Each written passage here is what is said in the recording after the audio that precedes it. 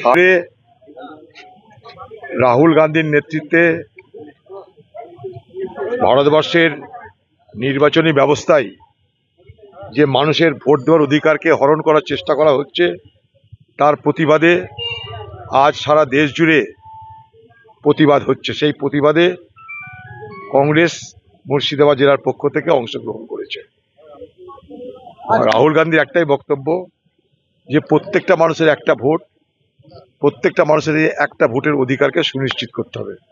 সেখানে কোনো কারচুপি, সেখানে কোনো ধাঁধলি, সেখানে কোনো ভোট দেওয়ার অধিকারকে কেড়ে নেওয়ার কোনো ষড়যন্ত্র হলে কংগ্রেস তার মোকাবেলা করবে।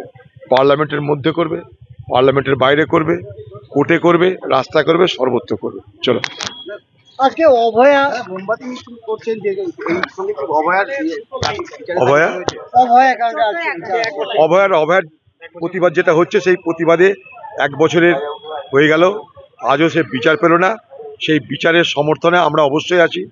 আজকে অভয়াকে তার স্মৃতির প্রতি শ্রদ্ধা জানিয়ে এখানে যে রাত দখলের অভিযান হচ্ছে, আমরা সেই অভিযানকে নৈতিকভাবে, মানসিকভাবে, আন্তরিকভাবে সমর্থন করি।